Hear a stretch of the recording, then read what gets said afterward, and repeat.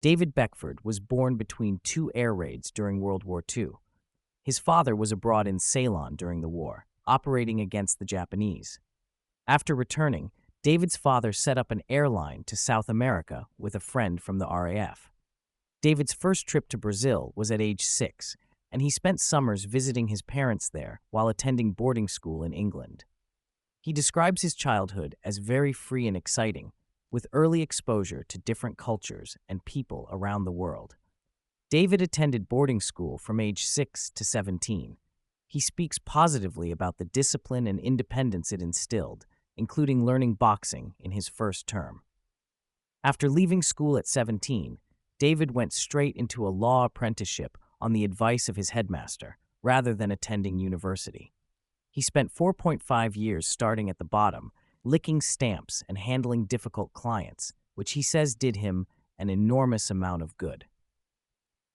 After his apprenticeship, David went into private practice for about 3 years before deciding he needed something more exciting.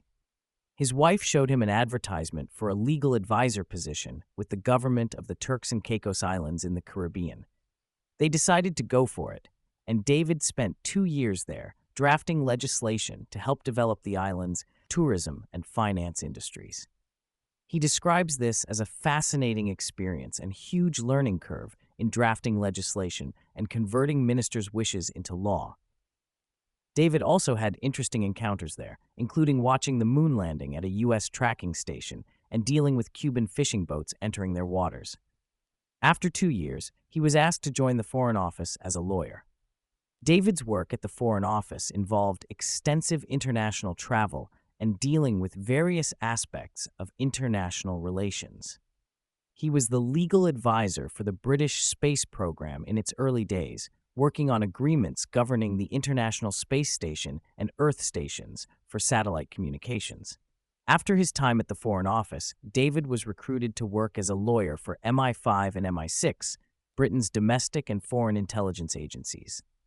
He spent about 9 years in this role during a time of significant change, as the agencies transitioned from Cold War-era secrecy to being more open and legally accountable.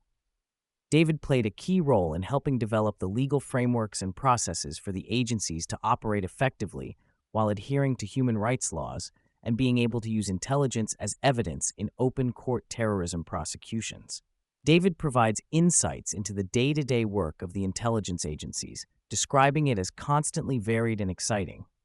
A typical day could involve advising on operations, drafting legislation, liaising with other government departments, and working on prosecutions.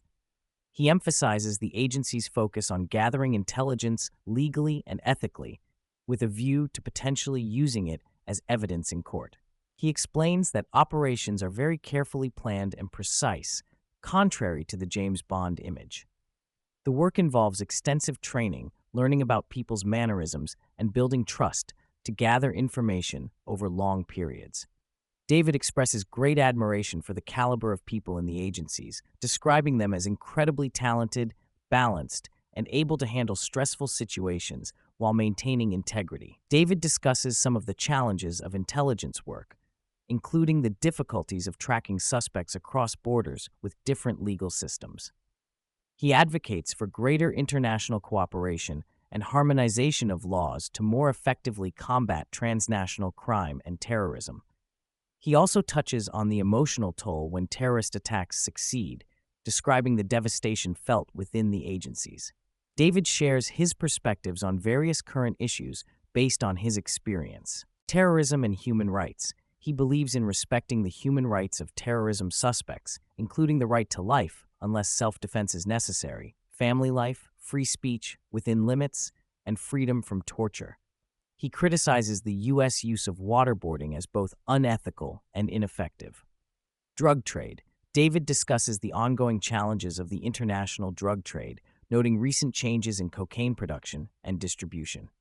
He emphasizes the link between recreational drug use and funding violent organized crime. Human trafficking. He describes this as a huge and growing problem, encompassing prostitution, child trafficking, and organ harvesting. David notes how criminal organizations shift between different illicit activities as law enforcement pressure increases in one area. Brexit. David was against leaving the EU, believing people were misled about the realities of being an independent nation-state in today's interconnected world. He sees Brexit as damaging to UK businesses and international influence. Israel-Palestine conflict. He acknowledges the complexity of the situation, recognizing Israel's right to self-defense while also emphasizing the rights of Palestinians. David stresses the need for proportionality in military responses. Russia and Ukraine. David views Putin as dangerous and supports providing aid to Ukraine. However, he also advocates for maintaining dialogue with ordinary Russians where possible. Artificial intelligence. He sees AI as potentially very useful for intelligence work, particularly in processing large amounts of data and making it usable as court evidence. Despite concerns about funding and military size, David believes Britain remains a strong force globally. He cites the high regard for UK special forces and intelligence agencies internationally. David also notes Britain's diplomatic role as a balancing influence in international affairs, even after leaving the EU. David expresses gratitude for his incredibly lucky life and fascinating career. He emphasizes the importance of maintaining balance and perspective, crediting his boarding school experience and his wife's influence. David shares his wife's philosophy. Life is tough. Why should you think it might not be? And if things are hard, go and scrub a floor. Don't start wallowing in self-pity. After leaving the intelligence world, David has found a new passion in writing spy novels inspired by his experiences. He has published 3 books so far, with a 4th on the way, featuring a female Russian intelligence agent as the protagonist. For people struggling in life, David advises, just keep going, look for the best that you can possibly see, and go for it. And if you have to make a change, make it. Just make it. Don't think too much about it.